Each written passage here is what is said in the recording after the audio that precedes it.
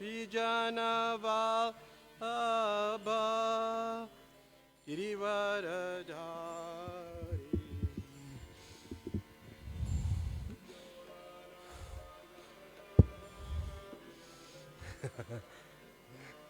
Yashodanandana Vrajajana Ranjana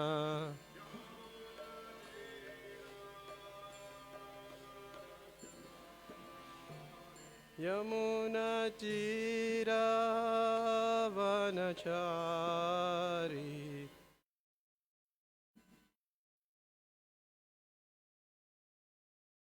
Jai Vishnupad Paramahamsa Pravijacharya Asthuru Shishyamat His Divine Grace A.C. Bhaktivedanta Swami Prabhupada Ki.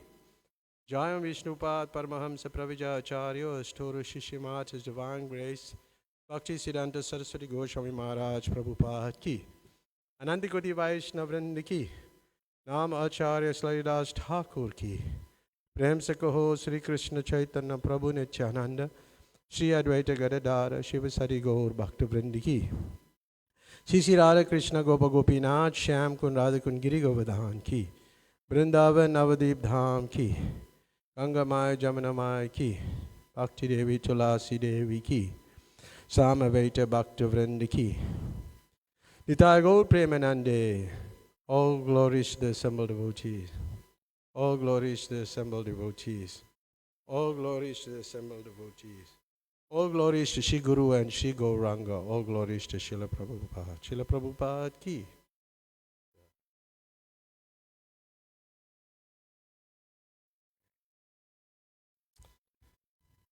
Om Namo Bhagavate Vasudevaya.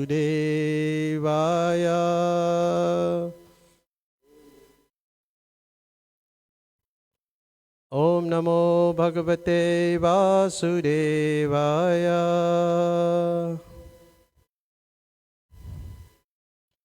Om Namo Bhagavate Vasudevaya.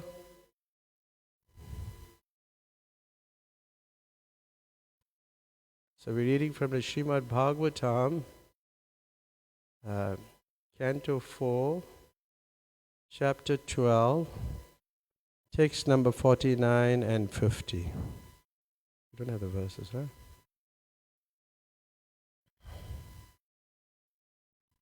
The book, you can use the book.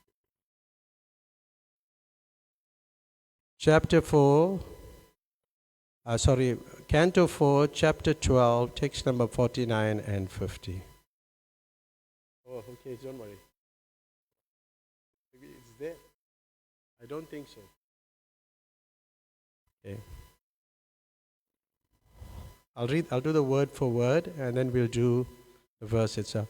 Po namasyam sinivalyam dwadashyam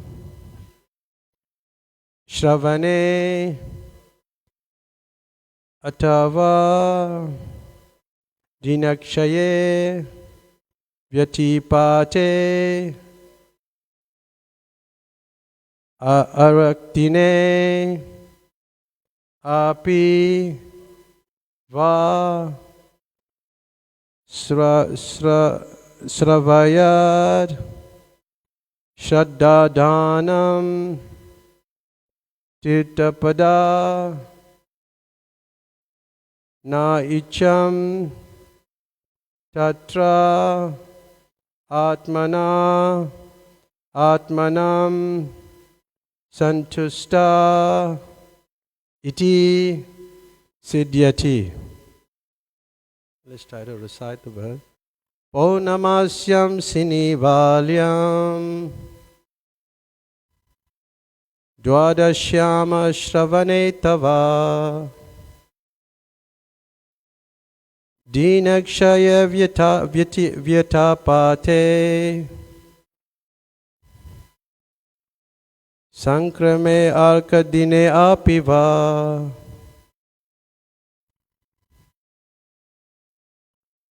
Savayet Shadadanam Tita Pada Padashraya Necham statra atmana atmanam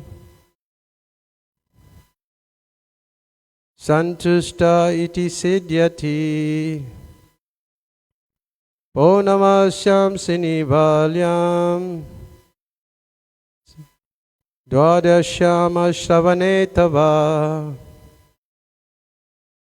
dinakshaye vyatipate sankreme arkadine piva Sravyed shadada danam Tita pada padashraya Necham statra atmanam atmanam Santusta iti siddhyati. I'm going to try. Purnamasyam sinivalyam Dvadashyam ashravane tava Dinakshaya vyatipate Sankrame arkadina piva Sravyet shradada danam Tirtha pada padashraya Necham statra atmanam atmanam Santusta iti siddhyati. So we'll do the word for word. Purnamasyam, on the full moon. Sinivalyam, on the dark moon. Dvadasyam, on the day of after Ekadasi. Shravane, during the Shravan star's appearance. Tava, or Dinakshaye, at the end of the Titi. Vyatipate, a particular day of the name of Vyatipate Sankrame. Vyatipate Sankrame, at the end of the month. Arkadine, on Sunday. Api, also. Va, or. Sravayet, one should recite. Shradhanam, to a receptive audience.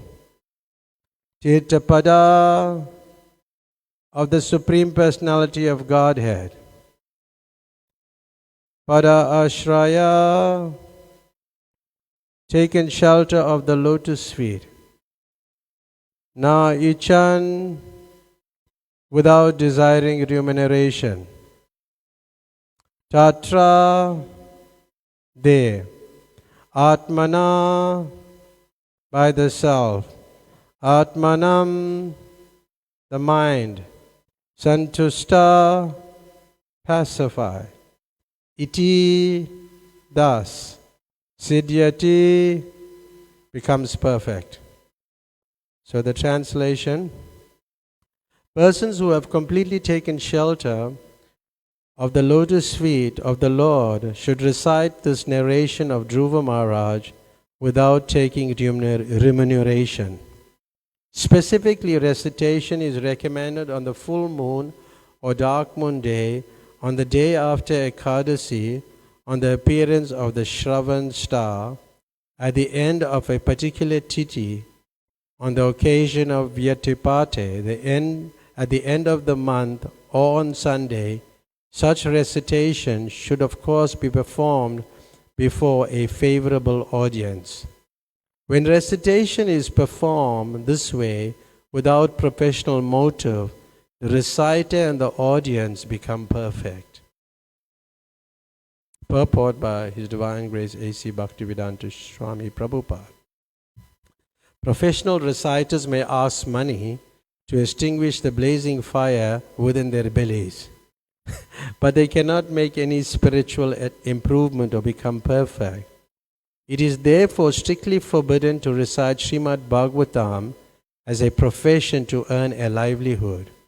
Only one who is completely surrendered at the lotus feet of the Supreme Personality of Godhead depending fully on him for personal maintenance or even for maintenance of his family, can attain perfection by recitation of Srimad Bhagavatam, which is full of narrations of the pastimes of the Lord and his devotees. The process can be summarized as follows. The audience must be faithfully receptive to the Bhagavat message, and the reciter should completely depend on the Supreme Personality of Godhead. Bhagavata recitation must not be a business.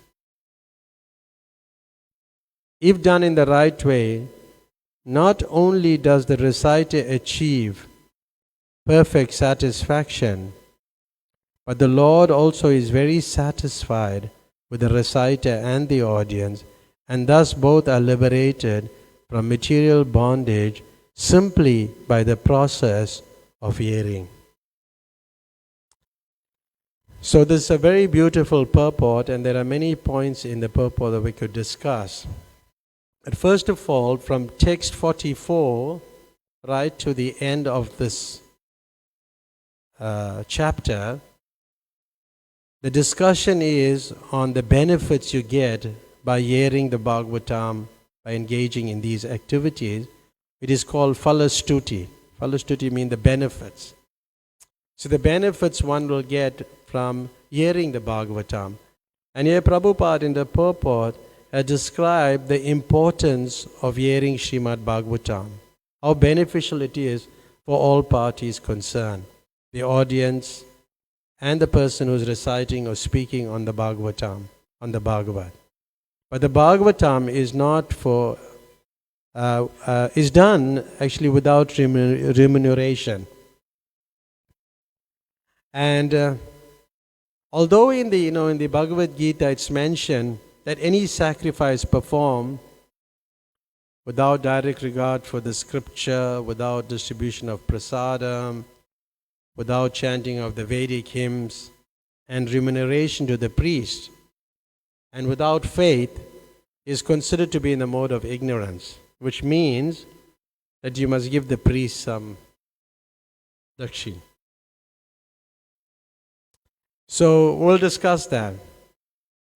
But generally, the person may have a material motive, and Prabhupada says in the purport, it's only to put the fire off in their bellies, they want the money. So that's not the best way. They may not do the best in the recitation. There's some ulterior motive. And that's not on the level of pure devotion if you have some ulterior motive. It must be free. Pure devotional service must be free from ulterior motives. So, there in the Bhagavatam, in one verse, it's mentioned that those who are expert in astrological knowledge and performance of birth ceremony instructed King Yudhishthira about the future of this child. Then, being sumptuously remunerated, they all returned to their respective homes. So here we find it's talking about giving remuneration. And the sadhus would do that, when some yajna is performed, a child is born, there's prasadam being distributed. But in the purport, Prabhupada goes on explaining about the scripture, like how the Vedas is a storehouse of knowledge, both material and spiritual. But such knowledge aims at perfection of self-realization. In other words, the Vedas are like a guide for civilized man in every respect, whether it's material life or whether it's spiritual life. And we all know that human life is an opportunity for us to get out of these miseries. But we are guided by the Vedas. Our guide is the Vedas. And then there is, in the Vedas, there's different classes of men described. some are very knowledgeable and they're very expert in the scripture, like graduates of the Vedic knowledge. They are called Vipras. And in the Vedas, it is, as was mentioned, discusses all sorts of knowledge. It talks about also astrology and pathology.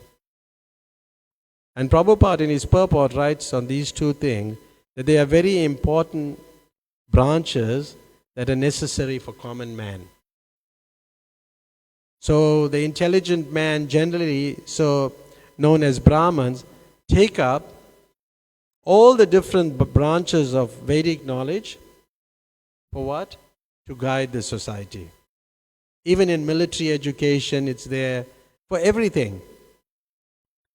But there's a little difference between a Vipra and a Brahmana. So the Vipras, they are more expert in the Karma Kanda section of the Vedas, where you're very fruitive. And the Brahmins are more expert in, the higher aspects of spiritual knowledge, transcendence.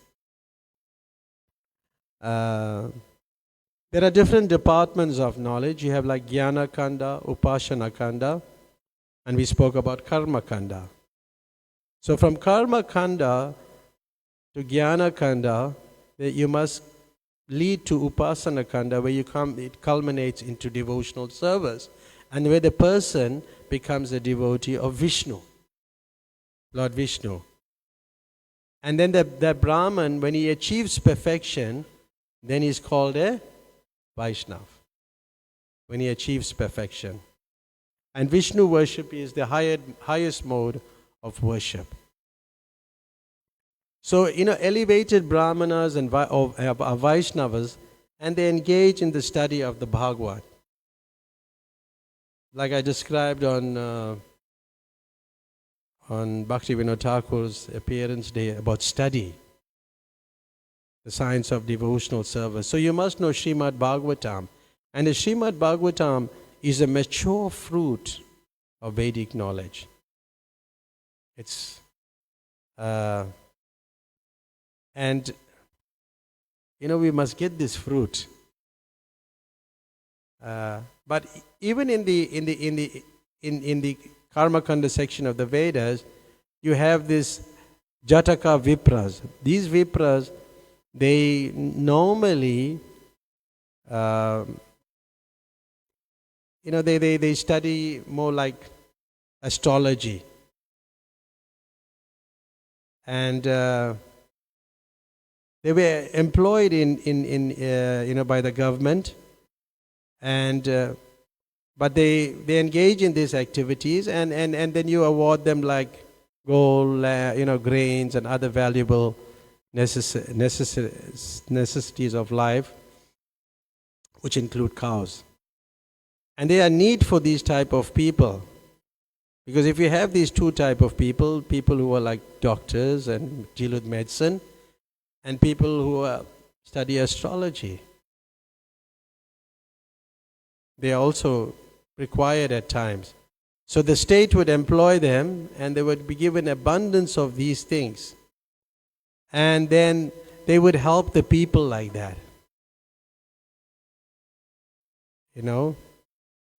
And they would give free advice. It's not that they'll charge the people.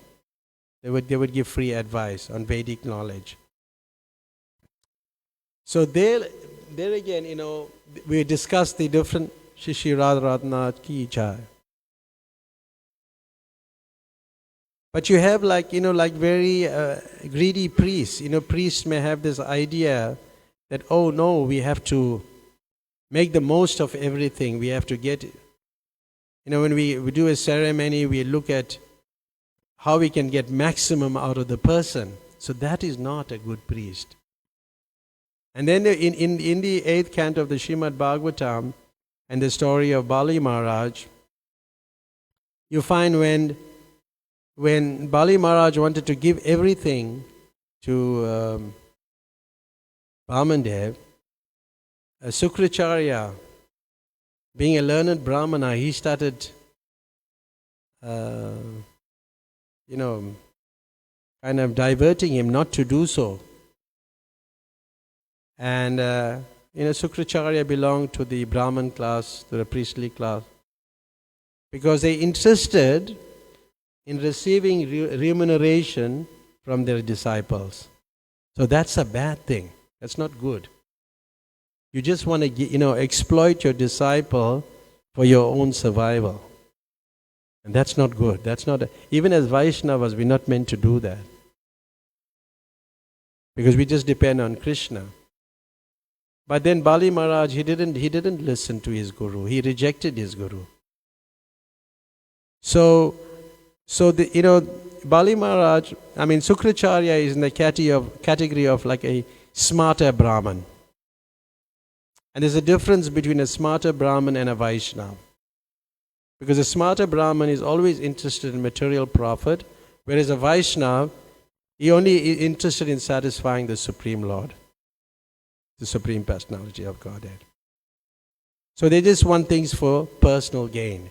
So we have to be careful of these type of people, and there are many people in this category. Anyway, I don't want to say it, okay. See, everyone is working, to expect some result. But what do you really want? Do you like to do service without any you don't expect any remuneration or salary? You like to do service like that, or do you like to get some money? In some instances, we have to give, devotees in terms of where we really require the services. That's okay. But you see, a worker is different from a devotee. There's a difference. A worker, he just works for money. But if one works where he just does everything for Krishna, and he doesn't expect anything in return, he is in the renounced order of life. So Prabhupada in a lecture he gave, let us read this in quickly. Just like a mother, there's some good examples in the material world, like the father and mother render service to the son. Just like here, immediately you see the father is taking the son on a perambulator, pushing him around. It is rendering service, but there is no remuneration. The father is not getting paid to do that. It's his duty. And the father is expected to serve the son. Otherwise he will not survive, isn't it? It's like that. And he doesn't expect in it. So that is a service of love. But Prabhupada goes on further to point an important point. He says, even in the material world, the service of love, there is a question of gain. Because sometimes the father thinks, when the son will grow up, I'll be happy. I'll get some money from him. Prabhupada is a very intelligent person. He would see everything very deeply. But when you render service to Krishna and you don't want anything, that's pure. That's real, genuine love. Just like in the material world, you don't get love. Get love in the material world? Love is for Krishna. The material world, each one wants something out of the other in any relationship. Whether it's a devotee or not, there's something they want from each other. That's why they will marry. Isn't it? Yeah.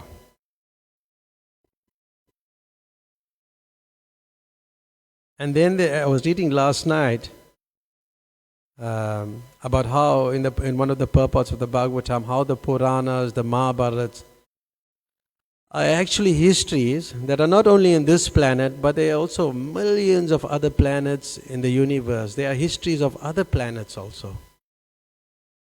And sometimes it's beyond our power of perception beyond our power of perception to understand that some things happen in other planets that doesn't happen here, because we are used to things happening in this world.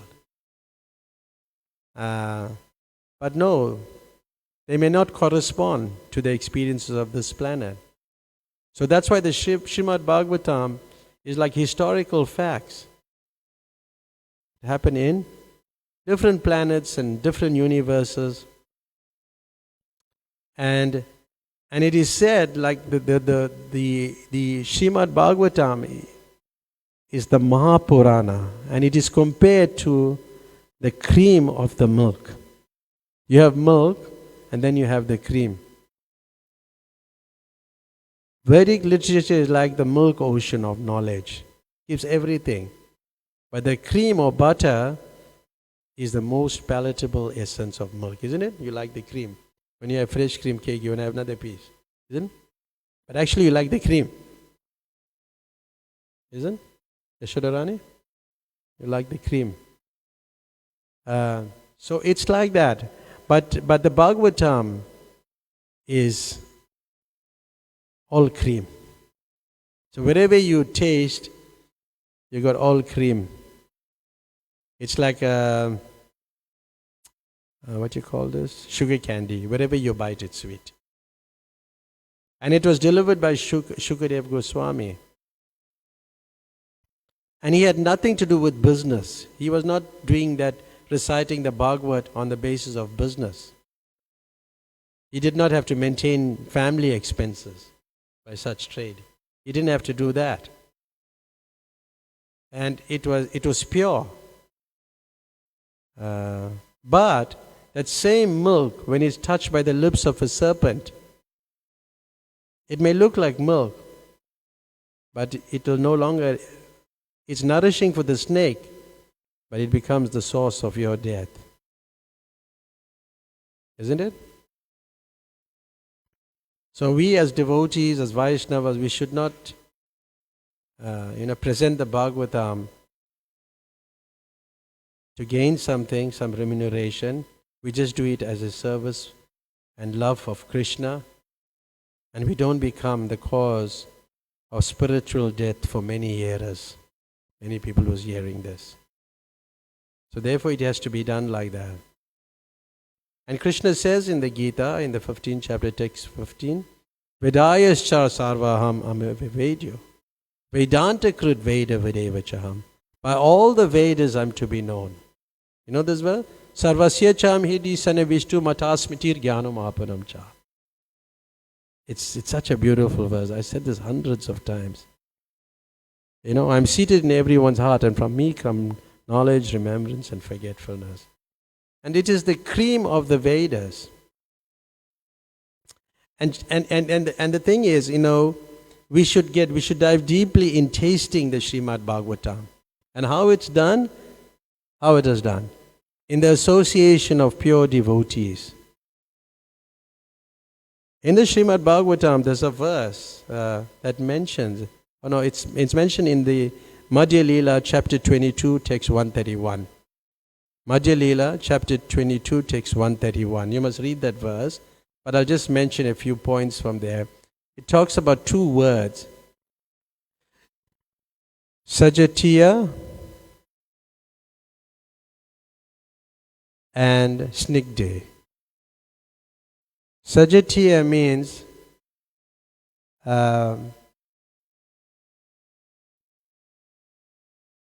okay, I'll just read the verse itself. Sorry. One should taste the meaning of Srimad Bhagavatam in the association of pure devotees, and one should associate with devotees who are more advanced than oneself and who are endowed with a similar type of affection for the Lord.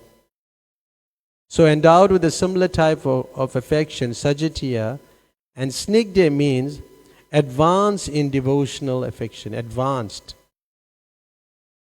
So you have to associate with somebody who's advanced and somebody who has affection for you also. That person can help you. And Prabhupada goes on to that purport explaining that one who is not in disciplic succession, or one who has no taste for bhakti yoga, he should not really, discuss these topics simply because he has some, sometimes even amongst ourselves we may be very good speakers, be able to, formulate sentences properly and better than other devotees. Some devotees may have that talent and it's good, but you have to come to the level of purity for the hearer to get the benefit. It's like that. And you may juggle some words. But we should also avoid, people who are not devotees of Lord Vishnu, Mayavadis, those who are not chanting the Hare Krishna mantra. They simply dress as Vaishnavas. They call them Goswamis. They're selling Vedic mantras. And they're reciting reciting Srimad Bhagavatam for the benefit of their families. These people have to be avoided. You shouldn't hear from them. One should, hear the Bhagavatam from this spiritual master. And there's so much to speak on this thing. But in essence, we should hear from pure devotees. And we should, hear from pure devotees and dive deeply into it. And as you hear the Bhagavatam, what happens? We're coming to the essence of what we're going to discuss. When you hear the Srimad Bhagavatam, Prabhupada in a purport says that you can see directly the presence of Lord Krishna in the pages of the Bhagavatam. How that sound? In the pages of the Bhagavatam. When you hear it from a self-realized person. Nowadays, nobody can, give rapt attention. Like to sit in a class for a while, it's difficult. Rapt attention. And nobody can do that because they are not pure in the mind. Because if you are pure in the mind, see, no one can be pure in the mind who is not pure in action. That's how Prabhupada writes it. No one can be pure in action who is not pure in eating, sleeping, fearing and mating. So the thing is, you have to learn to control your senses and you get purer. Then you can be receptive to these information. And we all know that it's not easy to sit and listen to a lecture. But you have to force yourself and do it. It's not an easy thing. And then as you purify yourself, you follow the principle, then automatically you can hear with rapt attention. With rapt attention. And if you do that, then Prabhupada says one can assuredly see Lord Krishna in person in the pages of the Bhagavatam. How that sounds? You'll see him. And as I was looking at the Bhagavatam yesterday, and I was reading it some weeks back on another verse, I discussed all the qualities, all the qualities of Dhruva. Through the whole chapter, you'll find there's so many nice qualities.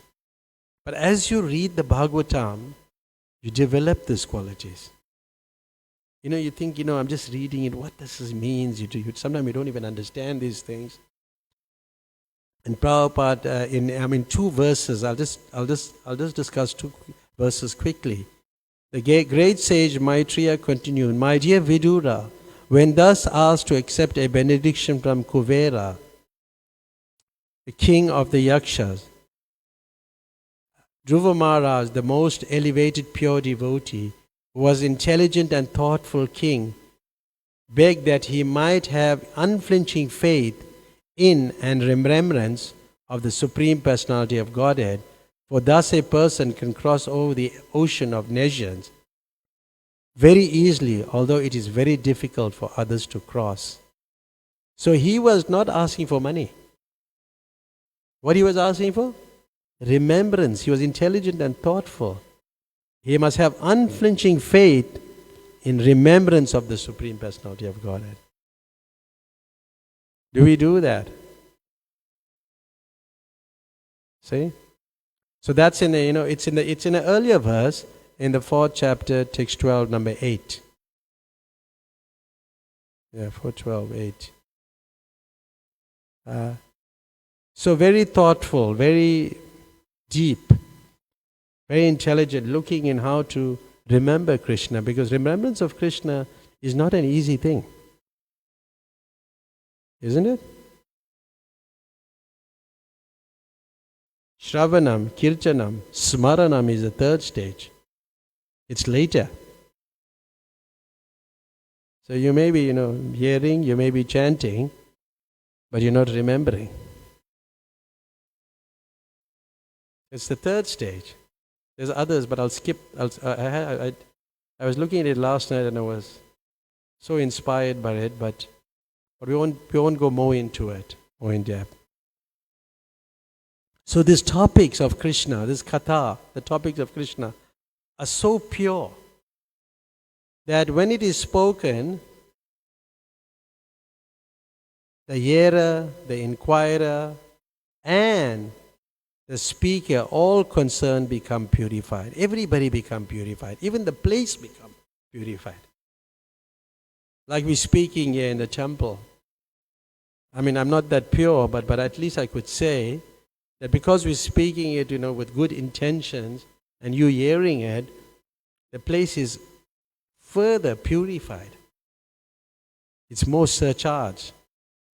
And sometimes we may think, well, I really don't have to come and listen to this class. No, I don't know who's speaking. You've tried to find out which devotee is speaking. It's not necessarily, you may, if a very senior devotee speak, then may get more benefit. Not necessarily. Depends on the person. His consciousness, his realization.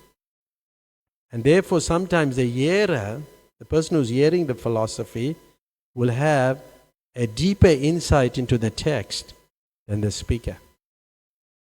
How that sounds? The person who's sitting there. Because he's now hearing and he's thinking about so many things about Krishna. He may have a deeper realization. And it's confirmed in the scripture, and I'll read it.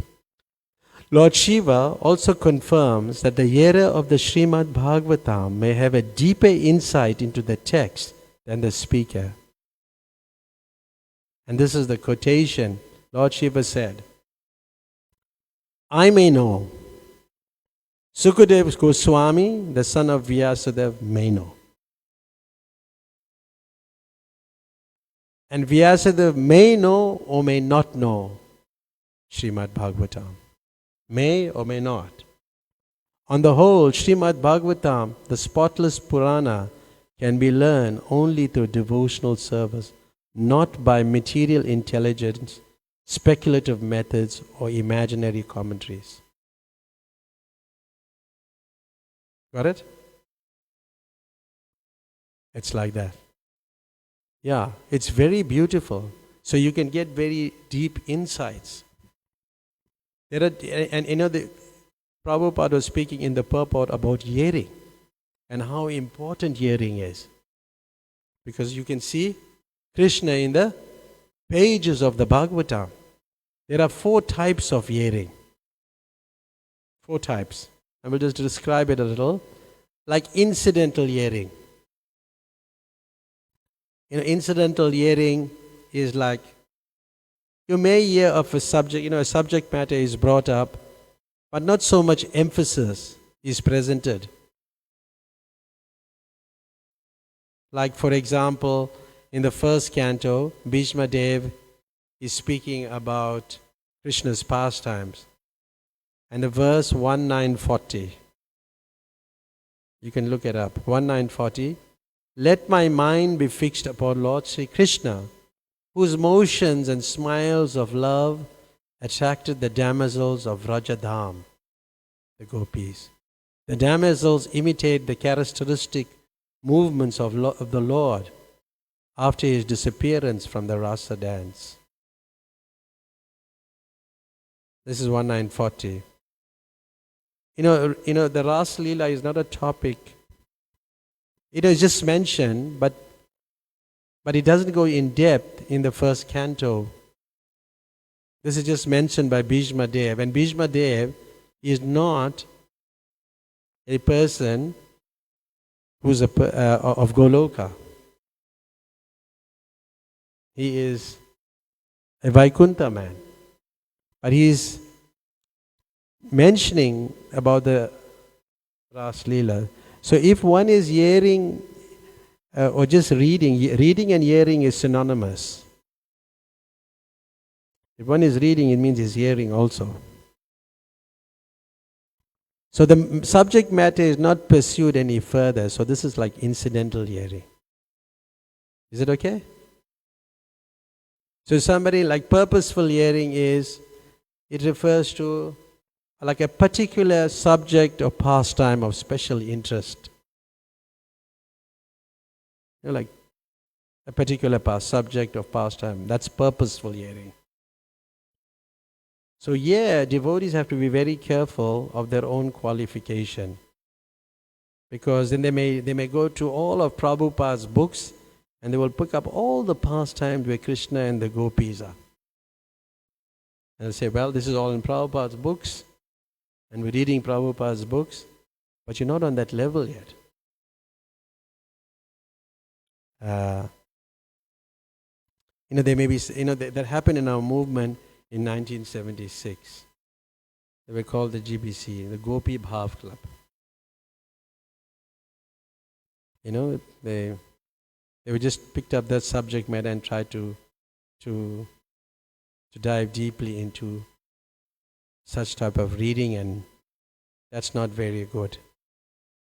Okay. And Prabhupada strongly disapproved it. And the third one is like practiced hearing. Practiced hearing is like when devotees hear specific topics about Krishna with the purpose of recalling them in the course of their service. Like it may include Krishna's form, qualities and pastimes. And they may do it whilst they chanting Hare Krishna. And Srila Prabhupada, he uses the 6 Goswamis as an example. Persons who actually practice this type of hearing. They were always absorbed in the thoughts of Krishna, how Krishna is, his pastimes, his activities. So by thinking of Krishna, their material prosperity, then all those material thoughts go away. And they be very deeply absorbed. This is like practiced hearing. And in a lecture in the Bhagavad Gita, Srila Prabhupada said in 1966, spontaneous devotees still on the level of practice, but who have an intense desire to attain the mood of the Vrajavasis, take up this type of hearing, which is also described in the purport of verse 8 of Sri Upadesh Amrita. That's a nectar of instruction. You can go and read it. Now, specific hearing is the fourth type. Is specific. Be hearing this is a more advanced type of hearing. And this type of hearing deals with the eightfold daily pastimes. From the time Krishna gets up till he takes rest, and the whole thing starts. The Ashtakalya Leela. So this hearing, devotees listen to and meditate on the individual pastime, but not necessarily in sequence. What we are talking about, practiced hearing earlier on. But in specific hearing, devotees hear the full scope of Krishna's pastime as they unfold throughout the day at different times. There's a difference, And there are 2 types of advanced devotees who practice this kind of hearing. Those who have realized their spiritual form and those who have not. Meaning those people have come to the level of understanding their swarup, their spiritual form. And Prabhupada draws it in his translation to Nectar of Instruction, the 10th verse, elaborates how devotees should meditate, and I'll read it.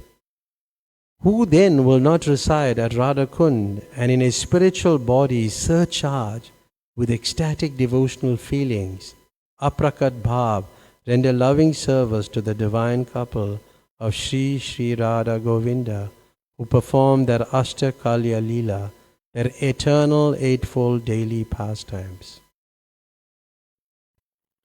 So, this is for somebody who is on that topmost level. When you read that, verse in the Nectar of Instruction, you can bathe in Radha Kund and then you'll get pure love of God. And Bhadra Punim, you can distribute Bhagavatam. You'll go back to Godhead. Or donate a Bhagavatam. But those are not, it's not that it's not true, but it doesn't apply to everybody. It's not exaggeration, but it doesn't apply to everybody. This is on a very high level of Krishna consciousness. So these realized devotees, they don't only perceive Krishna's pastime, but they also their roles they play in them. So the people who are realized. But then you have a person who is not realized, who doesn't remember his Swarup. But then he tries to project themselves into this Lord pastime. That is dangerous. They become degraded. So to be careful that we don't project ourselves in a pastime that we are hearing. Not even Dhruva Maharaj's pastime, but we could at least we could say, we could hear the philosophy. We may not have that power and the determination, but we can learn from the pastime that we have to develop that determination, like Dhruva Maharaj, that eagerness. Get it? And then at what point do you devotees practice this eightfold daily pastimes? When we can't legislate eagerness. And everybody is different. And sometimes we may say, well, we don't have to read these things, we don't have to focus on this. Yes, but as you mature and with sufficient guidance, then you can do these things. But if it's not that we just completely neglect it, it's there, but it's as you mature in Krishna consciousness and direction of the spiritual master. And when one has come to the level of nishta, steadiness, fixed, then he can look at these topics. Otherwise, no, it shouldn't be too much. But then when he develop more taste and he become more fixed, because even at the level when you fix nishta, your mind runs away. But when you come to a higher level, to ruchi, to some taste, then your mind becomes more fixed on the pastime. So therefore it is appropriate at that point to do this type of meditation. So I'm telling this because we should be careful and don't project ourselves in the pastime, and we may not be on these levels. And sometimes devotees ask this type of questions, and they may not be on these levels. And they can, because they're delving into it more and more, and they may become degraded. So you have to be very careful. I had a personal experience which I won't describe, where it was so devastating, it could be so devastating in my own experience. So we don't try to enter into these pastimes prematurely. So it'll depend on the person type of faith. But as devotees we should be careful that we practice properly, we hear properly, we hear the pastimes properly. Sometimes when we in Radha Ashtami, there's so many, the devotees are describing some very deep pastimes, but Sometimes we may not understand it also. But it's purifying in one sense, but they may be advanced and they are speaking about it. It may have much more effect. Uh,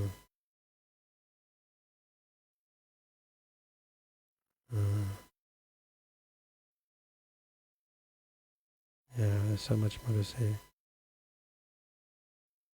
So best not to, discuss these pastimes if you haven't reached that level. We should find out from our spiritual master at what level we are and what we should do. Like that. Okay? Hare Krishna. Thank you very much. It's 8:32. Was slightly.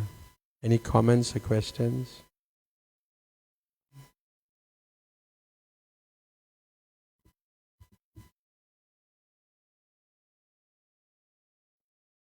You find this interesting?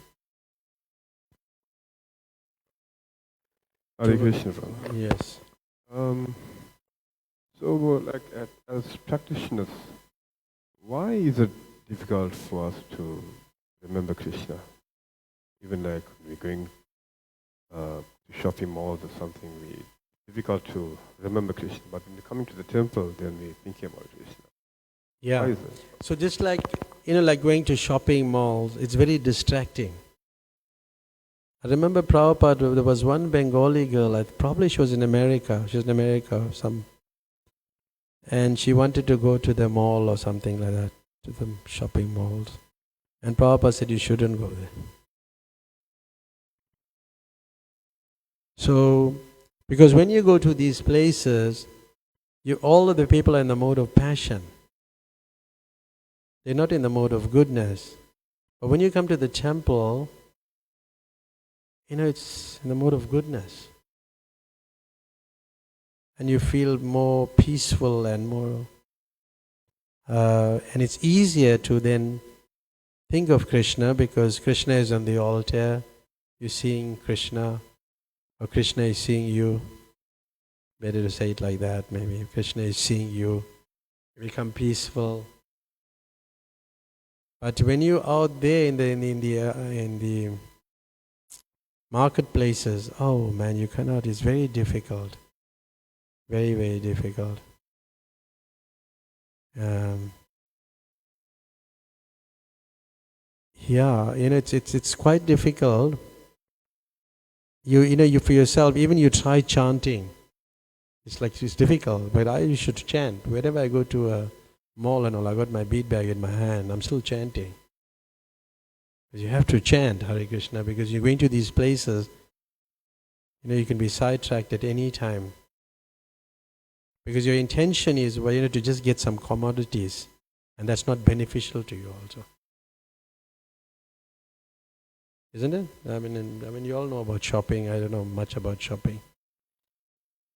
But shopping can be very, detrimental. If you go out there and mix with the materialistic people. So try to avoid that more and more, if you can. Or you should go buy, purchase things, as early as possible. But then you say, well, I want my time for chanting, then get up earlier and chant, and then go earlier and just do what you have to do and come away. Because you meet people and they start talking all kinds of things, isn't it? Is it okay? So do you have challenges on that? Yeah, I do have challenges. Yeah. Sometimes it's difficult. It's very difficult. And if I'm out there in the mutual energy, it's totally difficult. Really. Yeah. So my advice is that, just associate more with devotees. But if you go with devotees to a shopping, it can be dangerous too.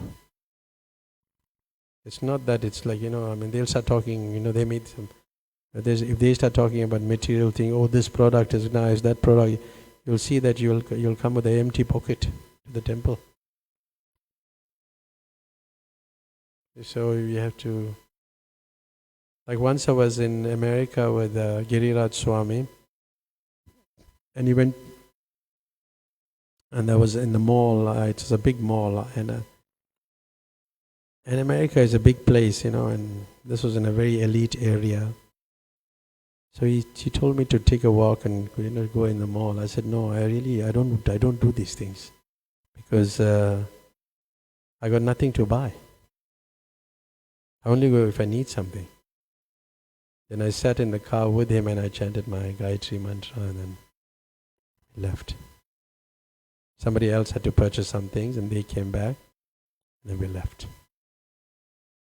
That's what I did.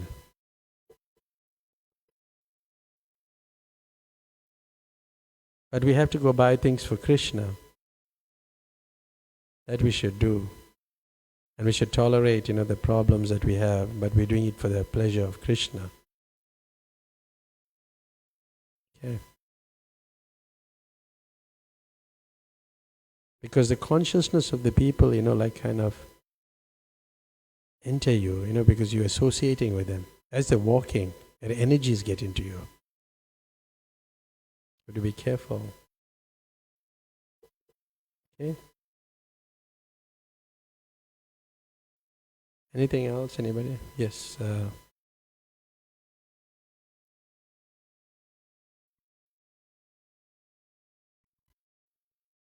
Krishna. Okay, so this is like a two-part question. When kids are hearing pastimes, so this is more based on the things you were speaking about, hearing the pastimes.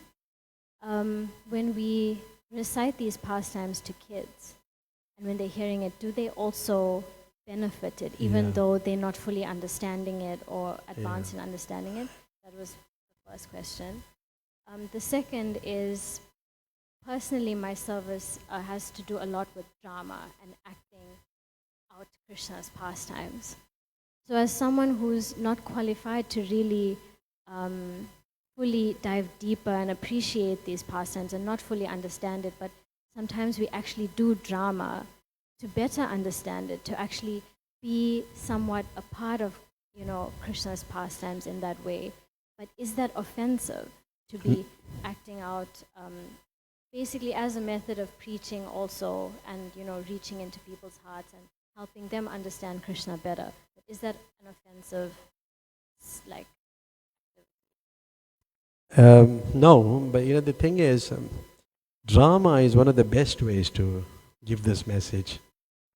Because you see, in drama, it opens the heart, the emotions.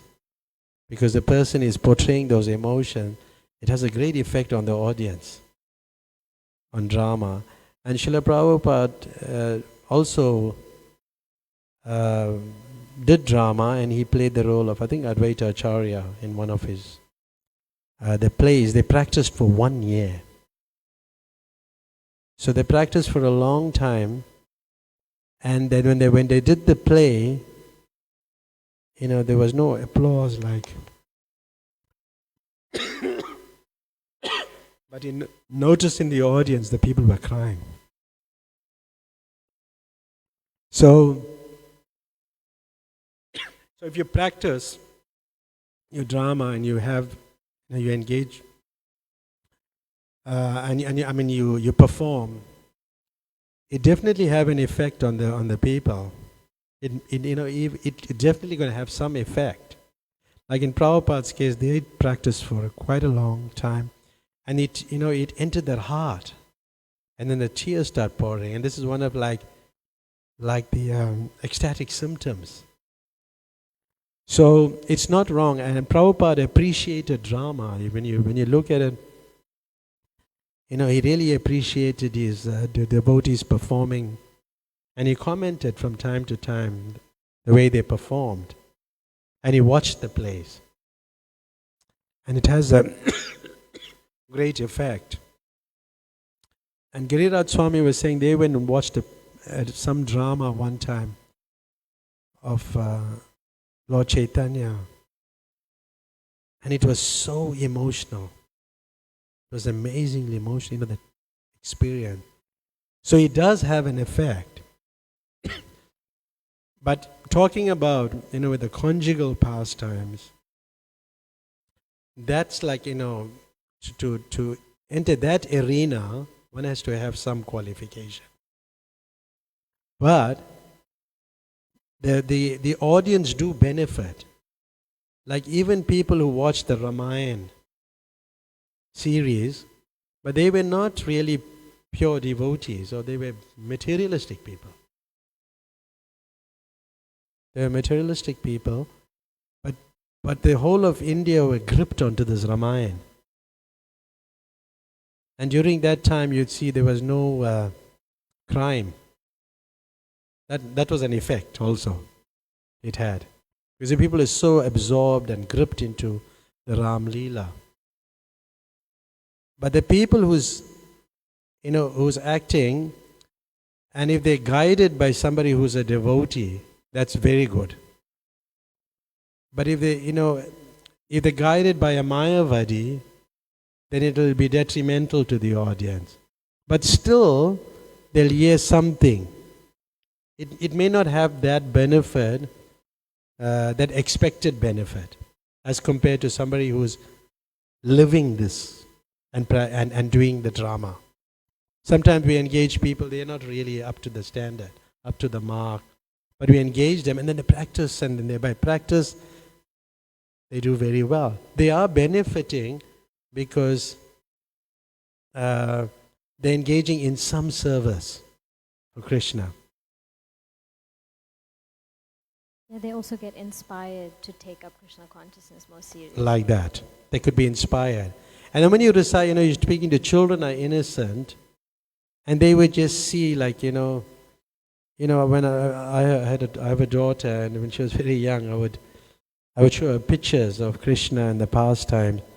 And the one that struck her very much was the one that Brahman, he puts his finger in that sweet rice and it gets bent, And she would constantly tell me to look at that pastime, to show her that pastime. So it was definitely having some effect for her to wanting to look at it at all the time. So there's no offense in that, and then the children do benefit by hearing Krishna's pastime, because from a young age they're meant to do that, hearing about Krishna.